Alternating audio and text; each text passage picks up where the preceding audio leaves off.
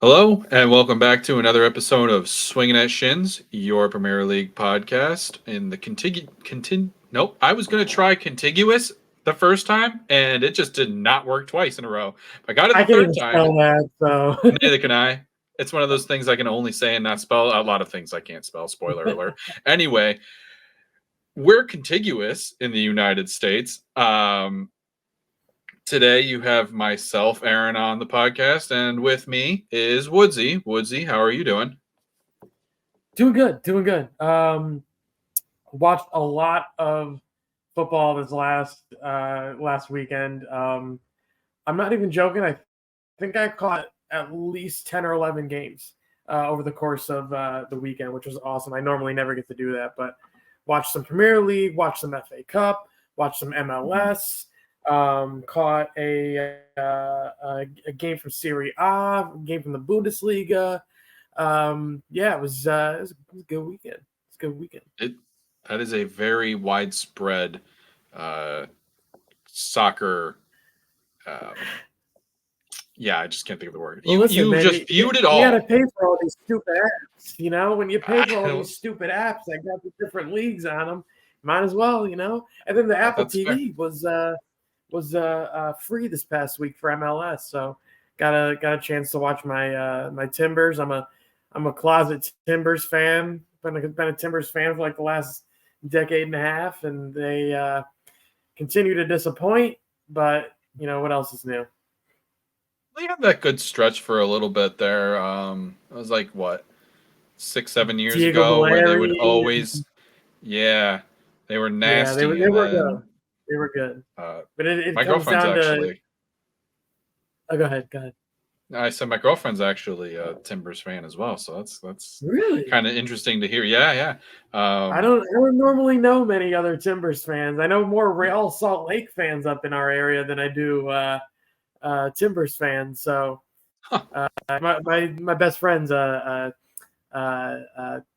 Real Salt Lake fan, and we go out a couple times a year to watch those matchups with the Timbers and Salt Lake, and my team usually comes out on top, which is nice, but usually ends up in me buying a beer too. So well, break you even. gotta.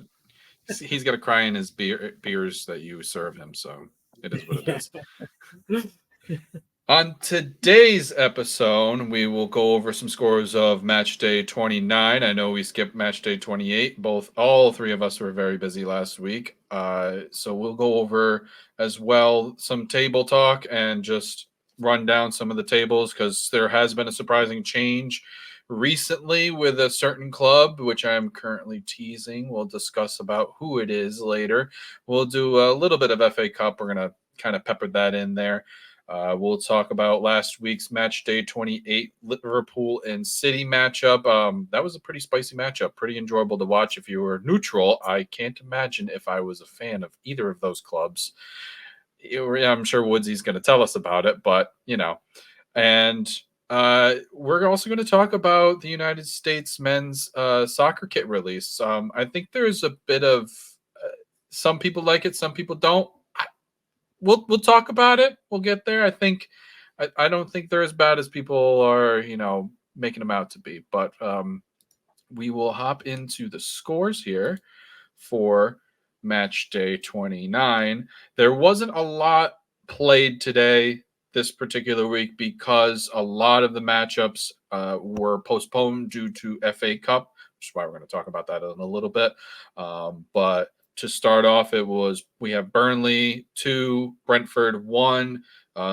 Brentford went down to 10 men really quick into that match.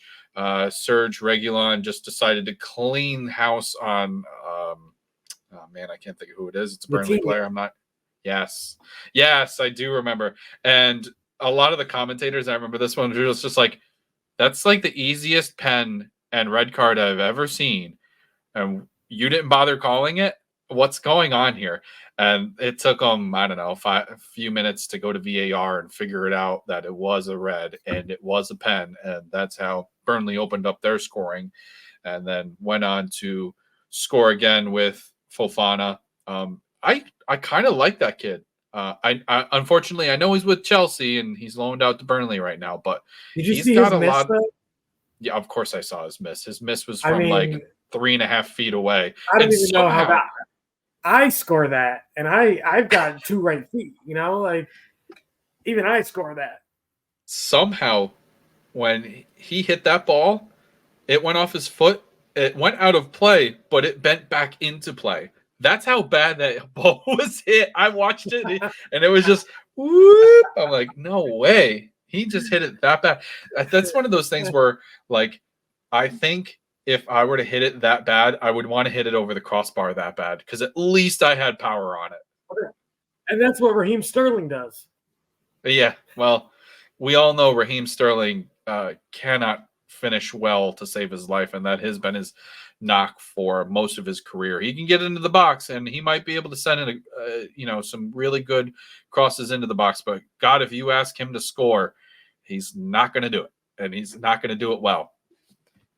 On to Luton Town and Forest. That ended up being a 1-1 draw. Really dramatic draw from this game because of implications that had happened later on, which we will talk about for Forest.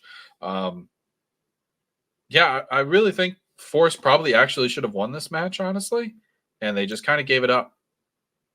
I agree. And actually, that's the one that kind of messed up. I had a 15 leg parlay going, and that's the only one I No. lost. So I'm kind of upset about that one.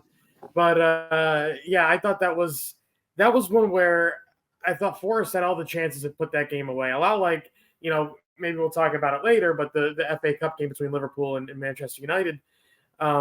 Liverpool, like Forrest, had a numerous chances to put the game away, put the Mm-hmm. game out of reach, and when you don't do that, you leave the door wide open for the opposition to score at the other end, and that's exactly what Nottingham Forest did.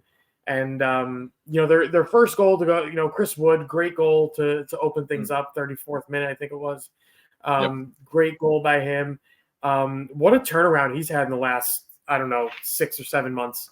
I mean, the guy went from being, not even playing pretty much to starting almost every other match for Nottingham Forest. Got a hat trick earlier this season against his old club Newcastle. So I thought it was a heck of a performance by them for the first half, but second half, Luton Town is a second half team. They've always been Yeah, this they are. year. You look at multiple games this year; they've scored goals in the second half like it's nobody's problem. They do a great job making adjustments at halftime. Rob Edwards does a great job. So you had to know they were going to actually get a goal. So I thought the 1-0 lead was kind of dangerous for Forest, and it proved to be the case, unfortunately. Sure did. Forest had 16 shots, 6 on target, 5 big chances. Their XG, as loose as we play XG, that was almost a 2. It was 1.98. I mean, they had all the opportunities to put this game to bed and then refused to, and they're stuck with what they ended up with a draw. Yeah. The next match, which this one was a surprising scoreline personally, Fulham versus Spurs. Fulham thrash Spurs 3-0 after Spurs had put a thrashing on Villa last match week, which ended up being 4-0, unfortunately, for Villa. But that's not the point. The point is, we're talking about Fulham, and Fulham went hot and quick. And, like, don't get me wrong, I think Spurs still looked okay during that match. They could have had opportunities to score, and I think that's just what Ange. That's the Ange ball right there. We're going to give up goals, but we're also always going to look threatening on the attack. I mean, I know Madison had an opportunity. Richarlison had some opportunities where he could have buried the ball. Son had an opportunity. Who was it? There was Johnson. Oh, Timo Werner missed Yeah. a 6-foot Timo shot Werner. too. Blasted it over the top. Just those kind of things. Uh, just small misses, slight miscalculations in each of those shot opportunities, and it could have been a totally different scoreline, but it's not. And Fulham won, and to their credit, they did hold Spurs to, I think, their first shutout for Ange this year Yeah, it against is. Yep. which is saying something because they do like to score a lot. And I thought Fulham actually have looked pretty decent. And if they keep Munoz, is that how you pronounce his name? Munoz? Muniz, yeah, he's a Muniz. good player, Um, man. Good he's player. he knows how to get into those positions. He's a big aggressive kind of guy. He will body you kind of deal, and Yeah, it plays well with the Marco Silva kind of way. He just, I mean, with I'm trying to blank on his name, Mitrovic, same kind of, not yeah. so much the same player, but the same style of player. Big, It's it's a aggressive. lot of and it's smartness and it's technique, and that's why you're spot on here actually because comparing him to Mitrovic, they don't quite have the same similarities as far as playing style goes. Right. But Marco Silva is smart enough to know that these guys, with the way they move in and out between the center backs and the fullbacks, Mhm. they can create their own space. And I think he knows how to make a center forward get in the right space. That's one thing he's always been able to do, Yeah. no matter Yep. where he's been. You're spot on there. And just to add, after that miss by James Madison in the first half, where he just dragged it just a bit wide, Yep. I thought at that point, I go, that's probably going to be the telltale sign of what's to come here because I thought Spurs they did look good Yeah. getting into Threatening. dangerous areas, but it was the matter of getting the ball in the back of the net. Simply, as simply put as that. So, yeah, I think Fulham right now they're one of the hot teams you really don't want to play. I think this is the best they've played in a few months now. They had a little hot spurt Hmm. back. I think it was in December. They I were was gonna pretty say good. January-ish, somewhere around there. Yeah. They had a nice little run of form. I think they should have beat Liverpool. They beat Arsenal. I think they might have beat United. I can't remember. I can't remember. But it was around It's that time where they were really good. And to be honest with you, they're one of the teams that as far as my team goes, Liverpool's got to play them in a month. So I'm kind of nervous about that one, and that's one of the matchups. Whether we're at home or away, I don't care. I mean, that they're one of the teams that you really got to watch. On their day, they can be world beaters. Sure. But when they're down, they're down. So that's the thing. So I'm interested to see where they come back after the international break and see exactly where they pick up from. So that's an interesting team to watch. They're a real Jekyll and Hyde kind of group here. Like they looked real good in this one, but when they played Villa, they looked like trash. They looked good against. Let me scroll through here. Brighton, and then they lose to Wolves. It's just who are you going to get kind of team here. And I want to highlight two players too that may have been kind of overlooked through Muniz's current success, and it's Iwobi and Anthony Robinson. Those two players have really done a lot for being able to widen that pitch out and being able to then find Muniz in the center of the pitch. Like they're both of those players have been threatening.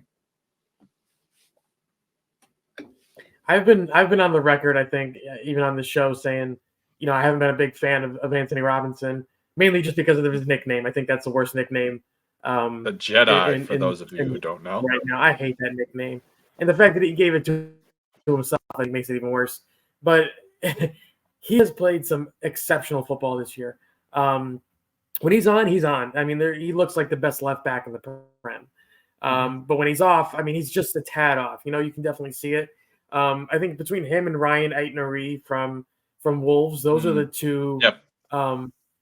most I think improved and underrated fullbacks, level left backs in the Prem this year. I think both of those two have been exceptional, and I would take either one of those on my team any day. The way they're playing. Well, I know we may not mention this later, but the FA Cup game between Wolves and Coventry, great game if you saw it. Mm. If you missed it, that sucks for you, but it was a great Yeah, game. catch the But highlights.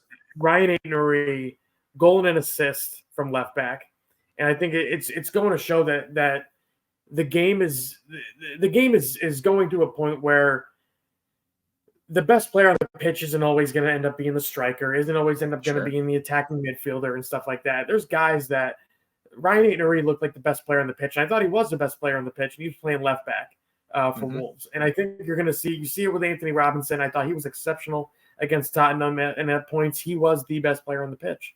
And you see it a lot with guys like Trent Alexander-Arnold. When Mm-hmm. Reece James is healthy, you see it a little bit with him.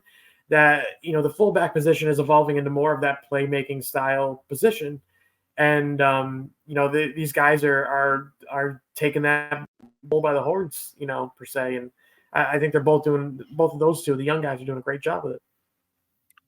From what we've seen in the Prem, for sure, is the fullbacks are definitely more attacking, and I totally agree with that, with what you're saying.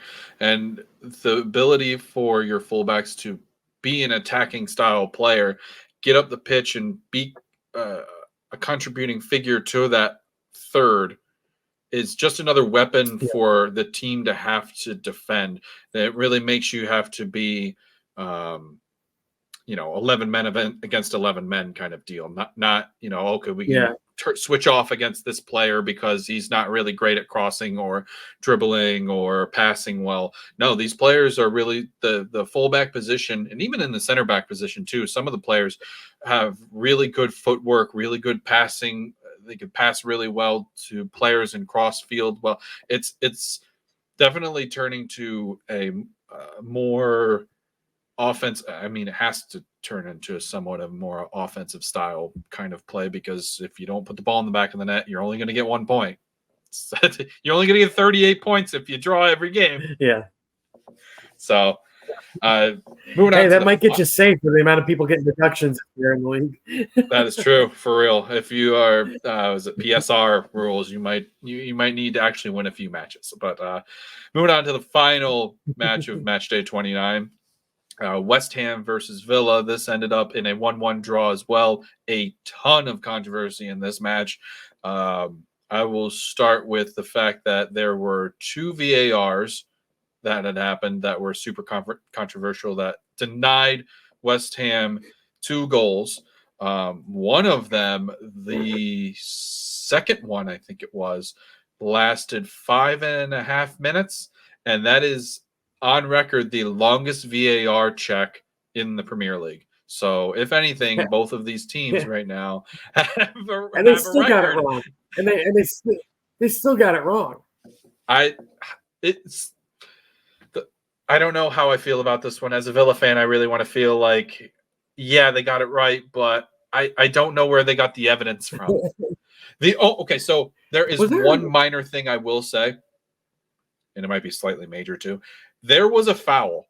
Konza was definitely getting fouled, but they overlooked that whole part and gave it towards a handball to Suchek. And I'm like, where do you see the handball? Can you not see Konza's jersey being pulled back and his shoulder being pulled back the whole time? What are you looking at? Sometimes I think they take a magnifying glass and just like zone into this one little, Yeah. exact spot, and then they just forget about everything else. And it's done. We're just gonna look at this one little bit. But yeah, that was highly controversial. I think Go ahead. your Villa, something's going on there with your Villa, man. Because they say, I mean, maybe I think we go back further than the John McGinn red card against Spurs. I think it goes back a little bit further than that. It's tough.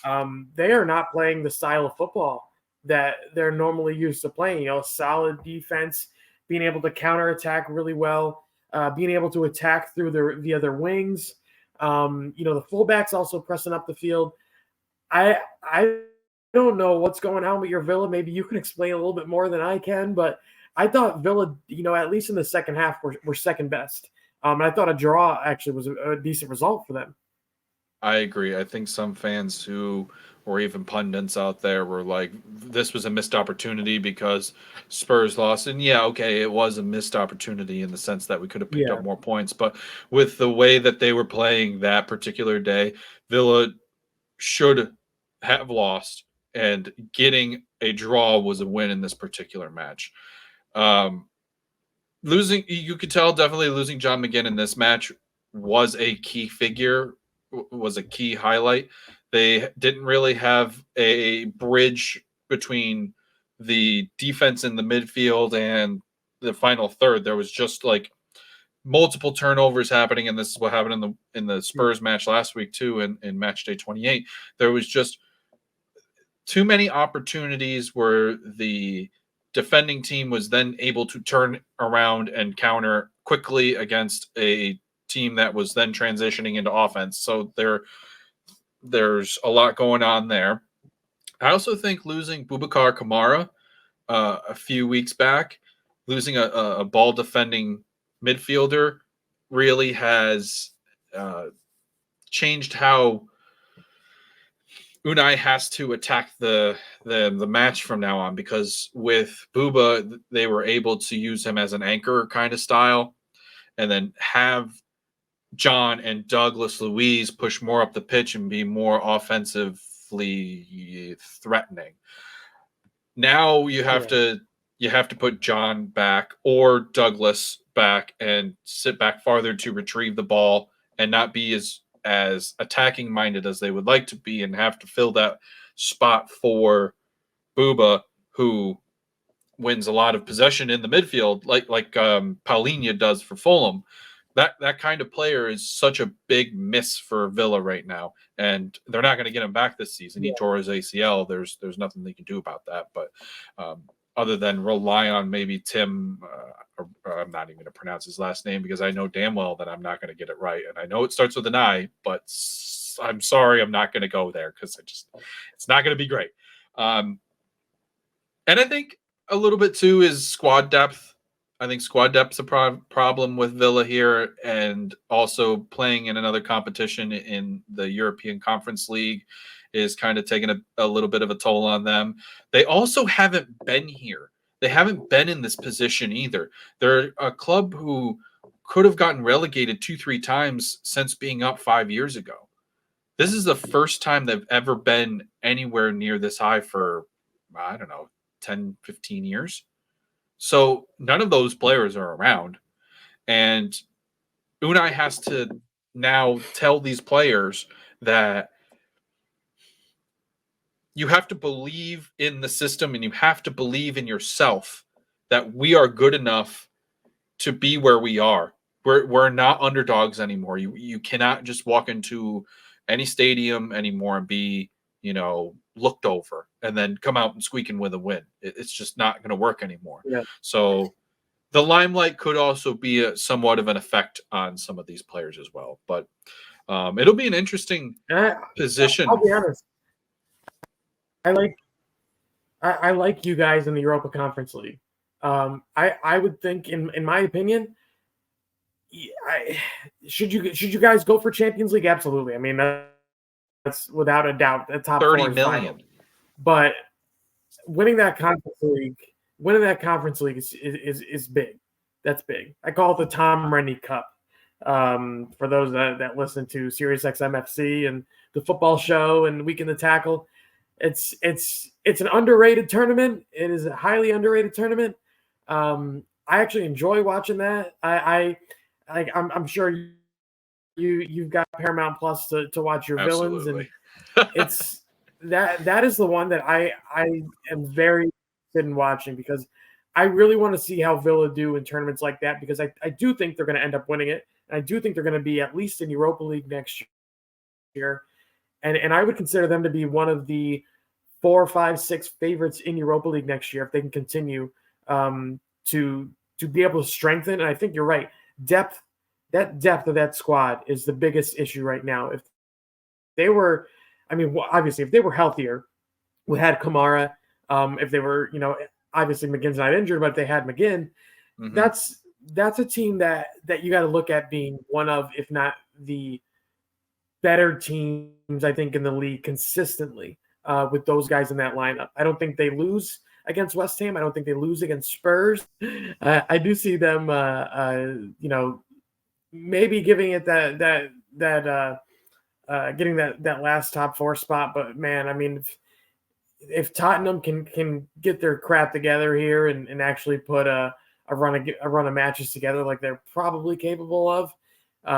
There's a good chance this goes down to the last 2 weeks of the season for those two teams, and you look at who they play, and both of them have Liverpool. That's true.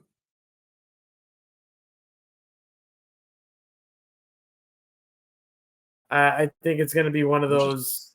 one of those ones where it's it could be down to the wire for who gets that fourth spot. Yeah, it's definitely going to be fun for the next how many matches? 9. Guys, we have 9? 9. Yeah. And some teams have games in hand here too. For those who played in the FA Cup, so they have 10. But we're getting pretty darn close to the end of the season here, and things are starting to turn up between who is going to get that fourth spot, because we also can't forget about United. As bad as they are at scoring goals, they are still hanging around, and just behind them. Actually, you know what? We'll just jump into table talk because I'm already discussing it. Currently sitting in first is Arsenal with 64 points, with a goal differential lead on Liverpool. They also have 64 points, sitting in second. And in third is Manchester City with 63 points, and that's what everybody loves talking about, is these top 3 in the Premier League, because, well, it's pretty tight up there, and it makes for good TV content too. So uh, it's going to be a fun race for those as well. Do you have anything to add for that? Title race, I think, is as tight as it's probably going to get. I think the next 2 or 3 weeks is really going to be the decider as to who's real and who's not for that title. With City and Arsenal playing in the next match week, and then both those teams have to play Spurs, and Liverpool have to play Spurs after both of them. Um, I really do think this is probably going to be one of the tighter title races, but I Mm-hmm. think that it could.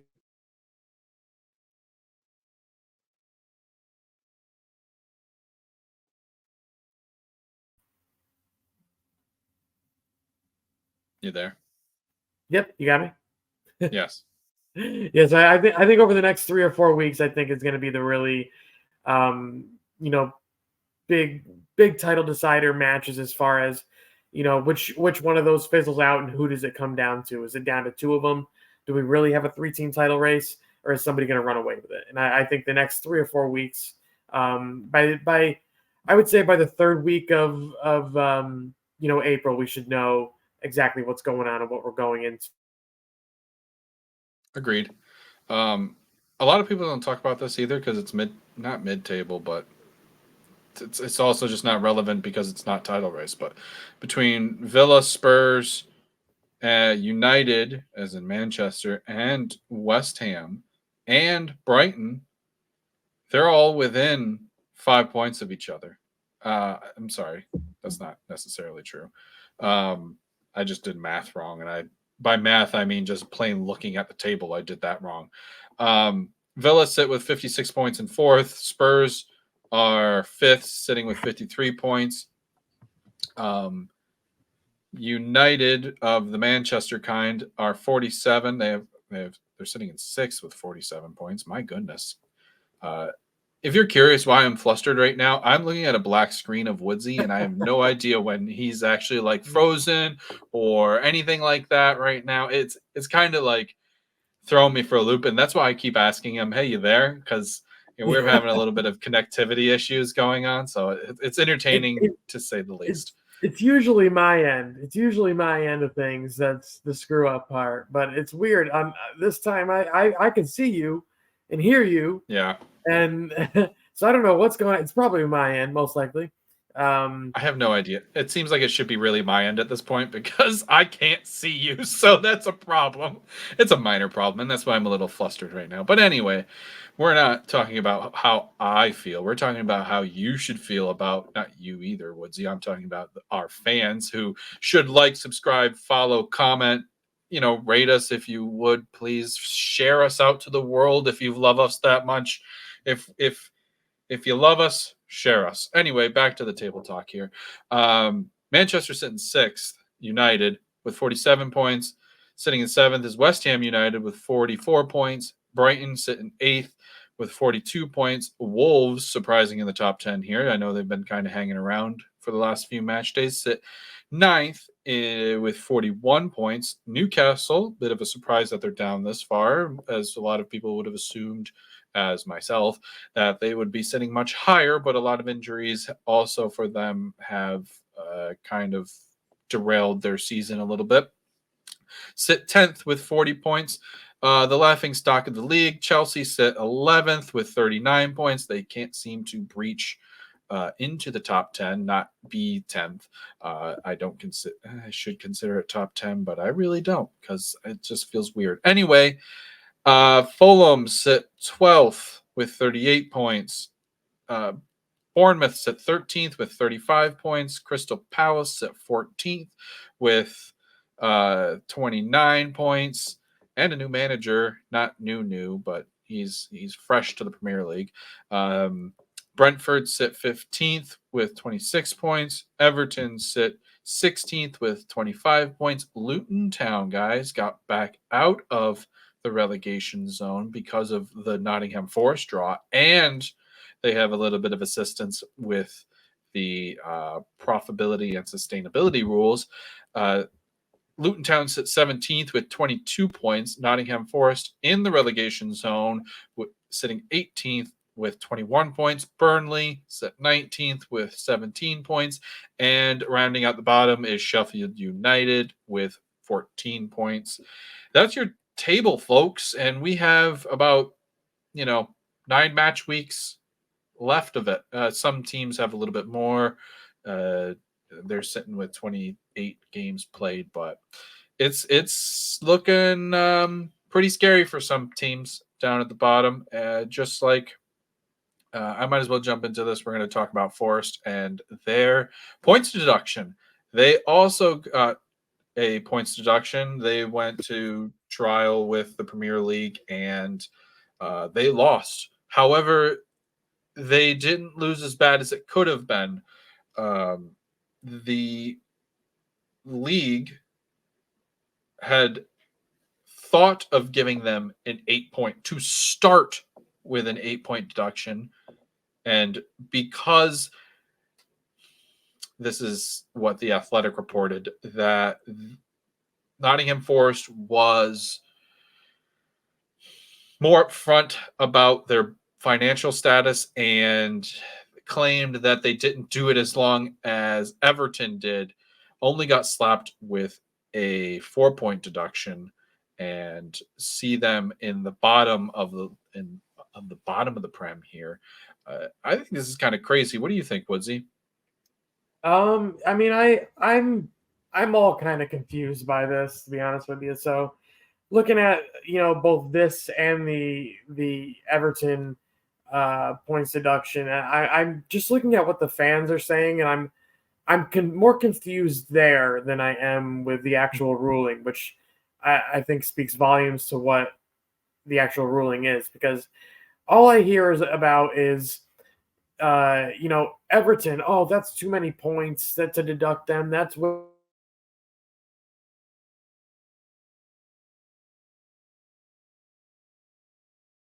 It's not enough with Nottingham Forest. So I'm confused here. Between 6 and 4 points, are we just going to everybody gets 5 points now, or what exactly are we doing? Because there needs to be some sort of fixated point total that gets deduction for certain breaches like this, and I think it needs to be put that way, because I do think if you break the rules and there's a deduction that's presented, that's what it is. And the appeals, I get having the appeals and all that stuff. That's what I was going to say.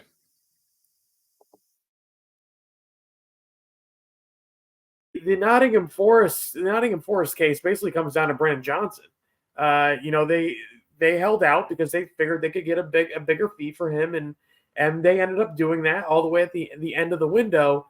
But because they didn't sell him before June 1st, they are in breach of this rule. But technically, if you look at it, it's a very odd situation. I don't like a lot of these S&P rules. I don't like a lot of these new rules. I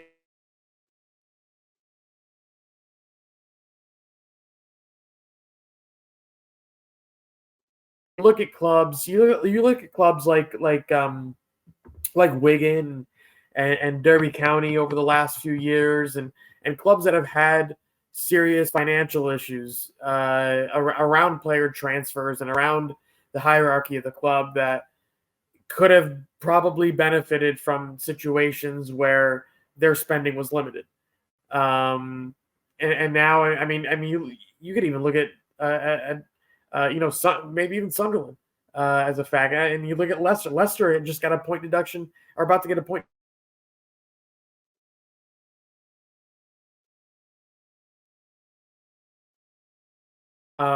There's a lot more gray area around where basically these rules are being implemented. I don't think anybody quite knows what to expect from these rules when somebody is charged, and it all leads back to the elephant in the room, which is Manchester City. Having 115 charges is, needless to say, it's a lot more than having just the one that both Everton and Nottingham Forest had. And I do think that with these guys getting these deductions and them getting reduced, I think at some point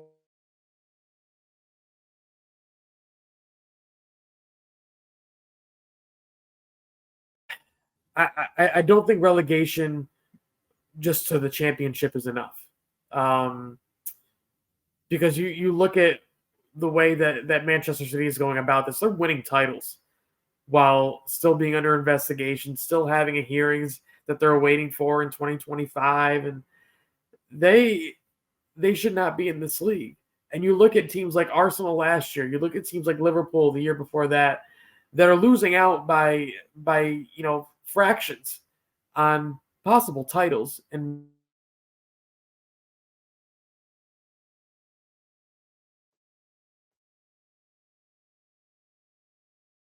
money while still breaking the rules.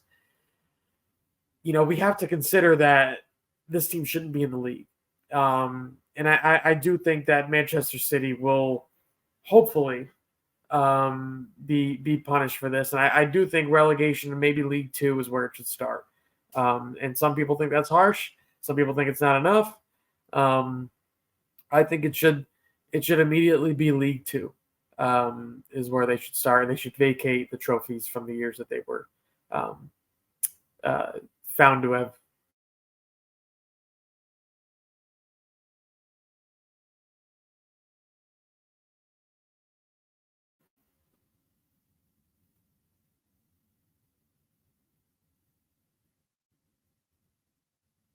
You got me? Yes, sorry. I was sometimes it's been cutting in and out kind of weird. So Okay. I've just been kind of rolling with it because we've already had an interesting freeze time for like five Yeah. ten minutes already. So I've just been rolling with it. But um I the here's what the problem is, and you'd said it already, and it's the fact that they have to go to court and there's an appeal process. And by doing that, they get to state their innocence on how bad they messed up. So that's what Forresta did. So now, whatever lawyer they were able to lawyer their way out of, they got the best case scenario personally, Forrest. And while it did put them in the relegation zone, there's still very much chance for them to still stay up. They both of all of the teams except for Sheffield United, who have a match in hand, have played 29 match games. So it'll be tight for Forest, and Mhm. and I do agree. I think I do have an agreement with you where either, sorry, it could be easier to have just a standard point set, like you know, you broke this for this many years, now you're gonna get slapped with, a 2 point. You broke this much in profit and sustainability, you get a 5 point deduction, whatever. They're like a bracketed system, but again, the problem is it's court appeals. They get to go to court about it and defend their case. Yeah, And and I think that's the way it goes. I mean, we'll talk about the NFL here. The NFL has a certain amount for, like, if you do PEDs or something like that. So that if it's your first offense, your second offense, your third offense, so on, and what the punishment is there, and you're obviously able to appeal that. And a lot of times, it just doesn't end up getting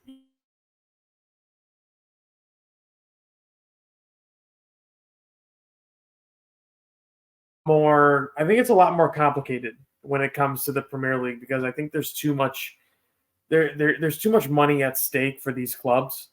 it's players' And livelihoods I too. think, yeah, exactly. And it always comes down to money when it comes to, excuse me, when it comes to the Premier League, and just I think leagues in general. You look at the Champions League expanding, that's all about money.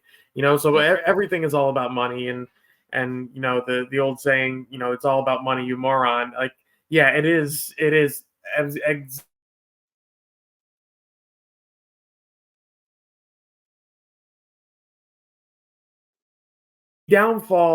downfall of this sport, I think, is eventually going to be money. And I think you can kind of see parts of it, unfold in front of us right now with, oil states coming in and taking clubs, like Newcastle, and obviously Manchester City, PSG, and building these clubs up to be these things that they're just not. They're just not.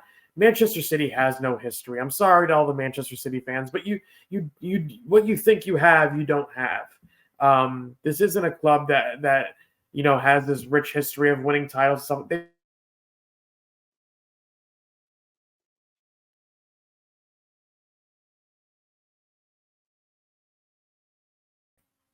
The majority of what they've won and the majority of their identity is recent. And I don't quite think that there's a lot for them to go off of when you consider they cheated the whole time. The entire time that the Abu Dhabi ownership has been here, they've cheated. I think what's going on, what we see now with Newcastle, and how difficult it is with the Saudi government or whoever the hell owns that freaking team, Mhm. to be able to spend without punishment.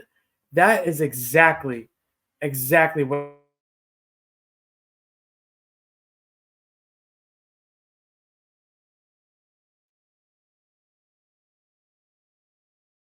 it's about, being able to hurt the teams that have, or not, maybe not necessarily hurt, but hinder the teams that have unlimited amount of funds from being able to make the sport corrupt. And that's what City have done. City have done it. They've achieved it. It's essentially, FFP is about City. And I think until they punish City, there's no point in really going over. There's no point in really having it at this point if you're not going to punish the ones that have been cheating the whole time. So I think that's a very fair statement, and that's actually what I wanted to also bring up, was that profitability and sustainability rules are great. I think they're fine. I don't have a problem with them. I think it's a way to make sure teams aren't spending too much. However, they're targeting the wrong set of teams right now, and it needs to be a not broader scope, but other teams are doing exactly what the lower teams are doing, but it's easier for them to hide it, kind of deal. Do you know what I Yeah, mean? So if as long as we see it throughout the league, and it's just not the Evertons or the Forests or whoever else is going to get hit with it, and could end up being the cities, or I mean, personally, I've heard Villa have problems with profitability and sustainability rules. Uh, they're a big club too. Like as long as the rule is spread to everyone and not just microscoped on teams who bounce back and forth between, either the bottom of the table or Yeah. in the championship. I think we're all just trying to look for a what's the word? We're just looking for consistency. That's all. And I would even add to what you're saying is, we have these rules that are obviously hindering the teams that are lower in the table and that don't have, the funds that the Big Six have, or that teams like Villa have. I would almost not oppose a rule in which teams that are coming up get almost like a buy with profit and sustainability for 1 year, where that year doesn't count.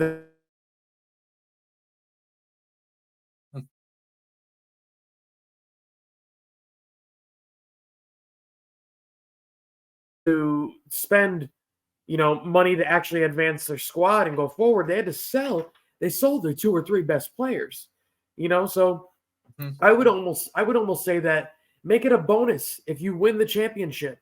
If you're one of the three teams that come up, you get a pass for 1 year on financial spending. You're able to spend more without that much of a penalty, and that year is almost a pass. There's got to be something in it, I think, for the bottom teams in order to compete and try to stay in the league, because I think that needs to be a precedent. You need to be able to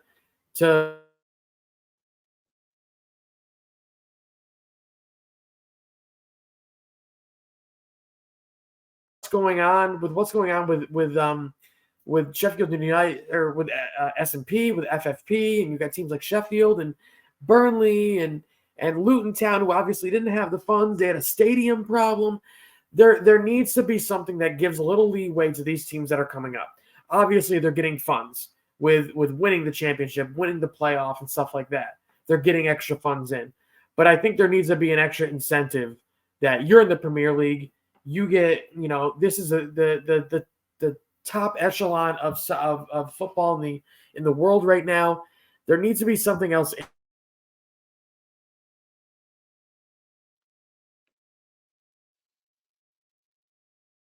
to compete at a financial level that is expected in the Premier League. I think that people expect the Premier League to spend a little bit more, and you look at the last few windows, and the Premier League's not spending anymore. They're just No, not. but Chelsea does. But that I don't count them. I mean, both them, Newcastle, City, those three are on a budget and a own financial fair play Bracket. scheme of their own, because I have Yeah. no idea how in the world Chelsea have not been punished. I have no idea how Newcastle have not been punished. People want to say, "Oh, well, they haven't spent that much."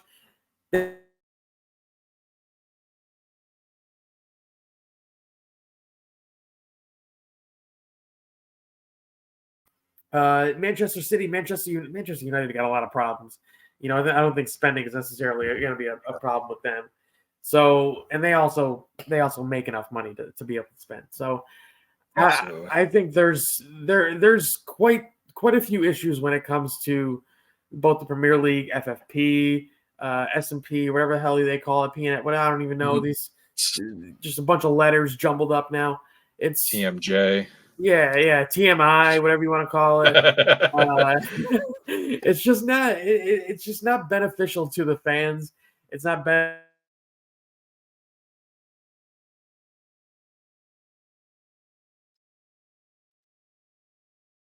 But I just want there to be, as much as we can make it, an even or somewhat even playing field for the teams that are lower, so that the league has something to build on. Because I do think they're getting the shit end of the stick, down there when they come up, even though they're getting, significant funds for the most part, but they're still getting the shit end of the stick.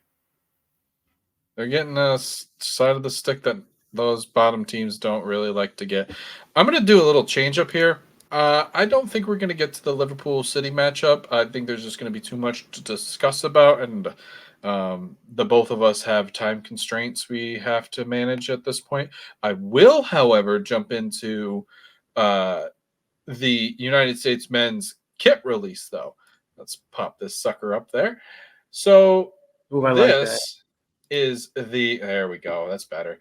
This is the home kit for the United States men's, at least the front side. For I won't know what numbers look like, unfortunately. I know that's kind of a big thing for some people, what the back of the kit looks like. But right now, the front of the kit, I really, really, really, really, really, really enjoy this kit. I like this better than last year's World Cup kit.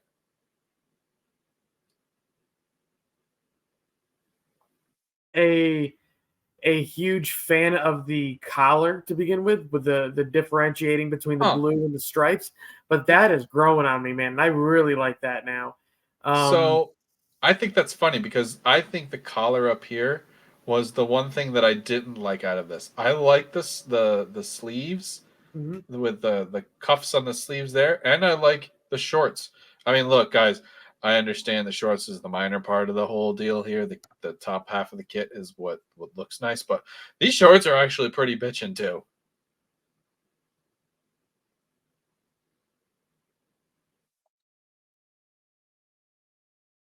Did I Um, lose you? There we this is go. one of the new Nike templates here, so you can get a good idea of what a lot of the Prem teams are going to be wearing next season. Just by looking at this kit, this is what a lot of the kits are going to end up looking like. This isn't one that teams are wearing now, so this is one of the brand new ones. Nike, I believe, has 4 new templates out this year, and Hmm. this one I think is quite sleek. When you look at it, it is one of the better looking kits out there. I don't like you see some of the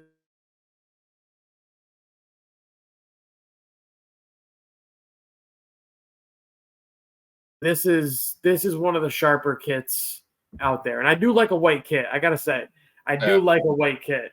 Yep. Um, It's Whether it's clean. white on white or white on blue, white on black, whatever it is, they usually come out pretty clean. You can't really screw it up. I thought this was Yep. a good job. Yep. The away kits though.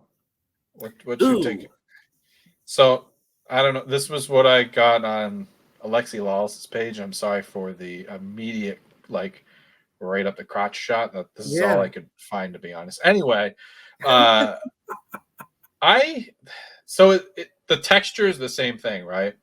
There's no different in the texture of the jerseys. I don't know if people on YouTube or if you're on Spotify are able to see that.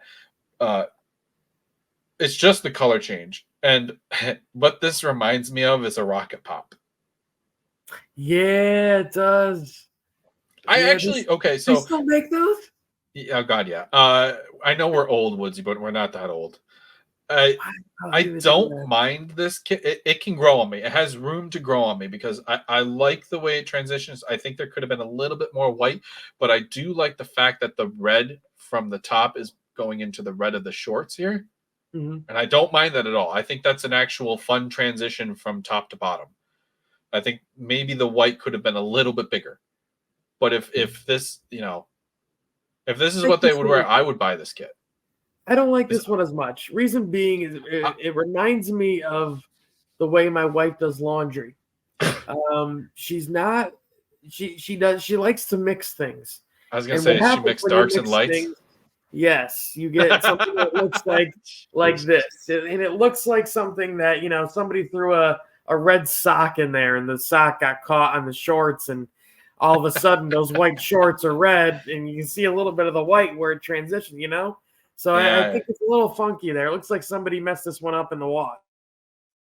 I mean it's possible. I don't. I really don't mind it. I think it has room to grow on me personally. It's not the worst away kit I've seen them put out. I mean, I'm wearing one of the away kits from last season, I like and that one better. they're not bad. I enjoy them. I I just think this is a overall. It's not bad. I think the Yeah. home kits are definitely better than the aways, but the aways can grow. You know what I mean? I think once we Do see them on the you players, it might be better kind of deal. do you have a favorite away kit from the US? Because I'll be honest. A lot of the kits are 2014? Is it 12? I remember they had I can't remember if it was home or away, but there was a red kit with like a blue quarter portion on the top with a white stripe. I can't remember if that was home or if that was an away kit, but that one I really liked. It was red. I remember Clint Dempsey playing in that one. Um, but yeah, Oh, it's hold on. Is it uh, the blue was on the top? They yep, had a white thick white red, a thick stripe. white, and then the bottom was red. Yeah, Yeah, yeah, okay. I I, like that one. I like that. I don't mind that one. You know the one I actually truly like, and I might get a little heat from this one, to be honest. Let's see if I can pull it up on. Oh shoot, hold on. I got a better way of doing this. Open the tab. Ah, there we go. I like these Oh kits. yeah, the Waldo kits. The Waldo I kit. like the Waldo kits, guys. Sorry. I don't know. I might get a little bit of heat for this one, but I really like these ones. It is underrated. It is underrated. I will give you that. I do think it's one of those kits that we forget about every now and then. But man, it's it's got.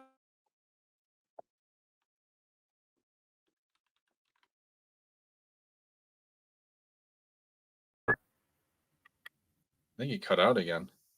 I would have thought that this would have been an eyesore looking at it, but um, the one I don't like, I really don't like, is the Yeah. blue kit we used to have. I think it was the '06 World Cup. The blue kit with like the sash. I don't like sashes. Yeah. You're. But it had the white sash. I'm pretty sure it was Oh, '06. I got it right here. Hold on. That Found one, it. I thought that was one of the most hideous. Uh, uh,